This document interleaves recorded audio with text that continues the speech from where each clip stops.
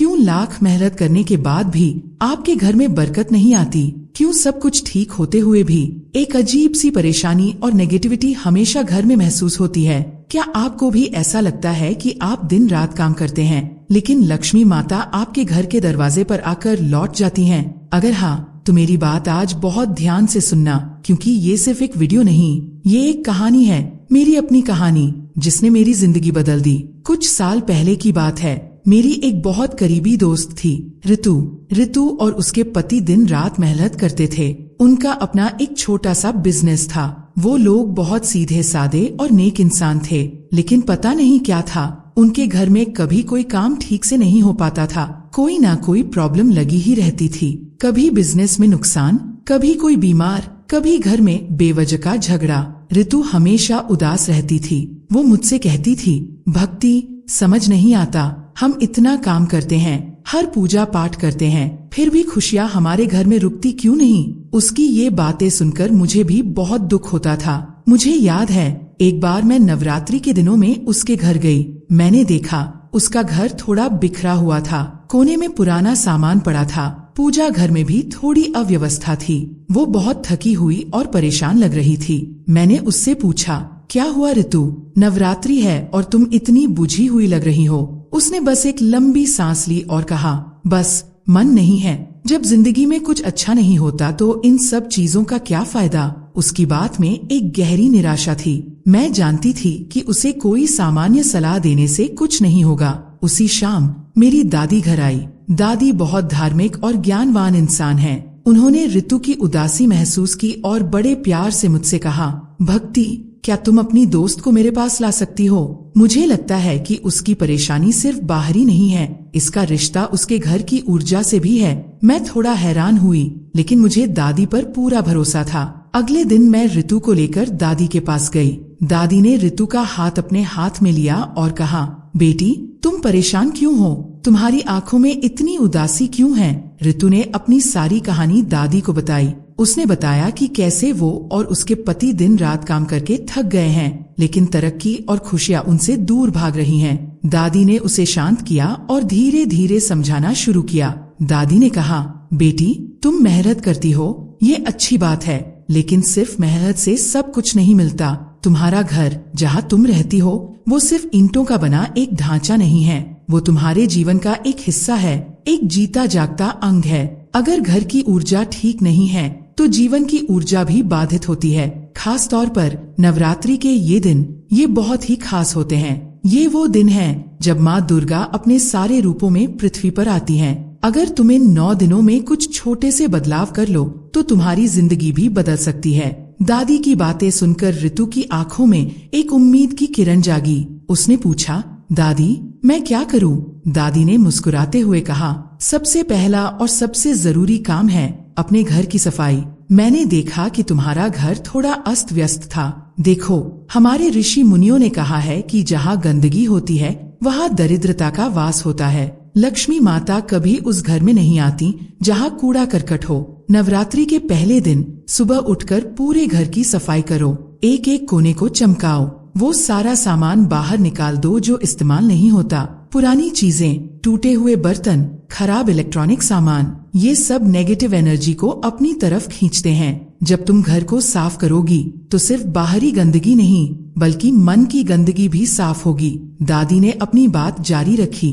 दूसरा काम है तुम्हारे पूजा घर का स्थान। ऋतु, तुम्हारा पूजा घर किस दिशा में है? ऋतु ने सोचा और कहा, दादी, वो तो मेरे बेडरूम में है। दादी ने कहा, देखो, वास्तु शास्त्र के अनुसार पूजा घर हमेशा घर के ईशान कोण में होना चाहिए, यानी नॉर्थ ईस्ट दिशा में। ये वो दिशा है जहाँ से सबसे ज्यादा पॉजिटिव एनर्जी आती है। अगर तुम कलश स्थापना या माँ दुर्गा की मूर्ति को इस दिशा में रखोगी तो घर में सुख और शांति का माहौल बनेगा। माँ लक्ष्मी का आशीर्वाद भी इस दिशा से ही आता है। कोशिश करो कि अगर तुम पूजा घर का स्थान नहीं बदल सकती तो कम से कम 9 दिनों के लिए मूर्ति को ईशान कोण में स्थापित करके पूजा करो।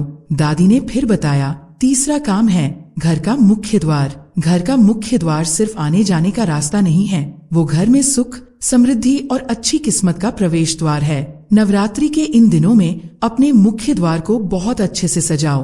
आम के पत्तों का तोरण बनाओ और उसे दरवाजे पर लगाओ। ये बहुत शुभ माना जाता है। दरवाजे के दोनों तरफ सुंदर सी रंगोली बनाओ और हाँ, शाम के समय दरवाजे पर घी का दिया जरूर जलाओ। ऐसा करने से माँ लक्ष्मी खुद तुम्हारे घर में प्रवेश करती हैं।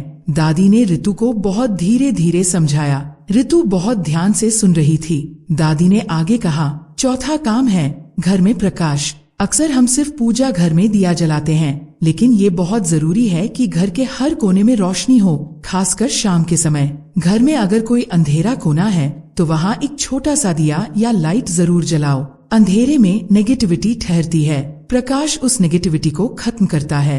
खासकर घर के दक्षिण पूर्व दिशा में, जिसे अग्नि कोण कहते हैं, वहाँ एक दिया जलाने से घर में बरकत आती है और धन का आगमन होता है। और सुनो ऋतु, दादी ने अपनी बात जारी रखते हुए कहा, पांचवा काम रसोई और अनाज। रसोई को माँ अन्नपूर्णा का स्थान माना जाता है और तुम्हारी रसोई में अन्न का भंडार यानी अनाज का डिब्बा वो कभी खाली नहीं होना चाहिए। वास्तु के हिसाब से अनाज का भंडार घर के उत्तर पश्चिम दिशा में रखा जाना चाहिए, जिसे वायु कोण कहते हैं। ऐसा करने से तुम्हारे घर में अनाज की कभी कमी नहीं होगी। साथ ही नमक और मसालों को हमेशा दक्षिण पश्चिम दिशा में रखो, ये भी घर में स्थिरता और बरकत लाते हैं। दादी ने मुस्कुराते हुए कहा, छठा और आखिरी काम पौधों का जादू। नवरात्रि के दिनों में तुलसी और मनी प्लांट को अपने घर में जरूर लाओ। तुलसी का पौधा घर के ईशान कोण यानी उत्तर पूर्व दिशा में रखो।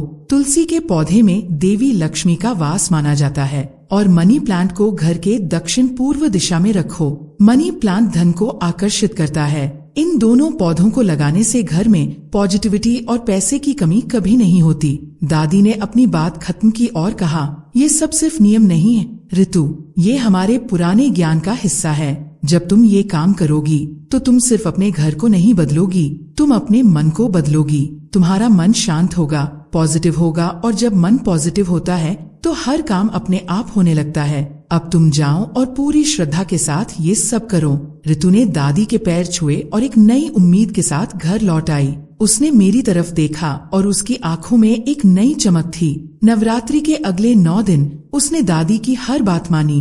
उसने सुबह जल्दी उठकर घर की पूरी सफाई की, हर कोने से पुराना सामान बाहर निकाला, पूजा घर को ईशान कोण में स्थापित किया, मुख्य द्वार पर आम के पत्तों का तोरण लगाया और हर शाम वहाँ एक दिया जलाया। उसने रसोई में अनाज और नमक के डिब्बे भी सही दिशा में रखे। उसने घर में तुलसी और मनी प्लांट भी लगाए। धीरे धीरे मुझे पता चला कि ऋतु के घर का माहौल बदलने लगा था। पहले जहाँ हर बात पर झगड़े होते थे, वहाँ अब शांति थी। पहले जहाँ बिजनेस में नुकसान होता था, वहाँ अब नए ग्राहक आने लगे थे।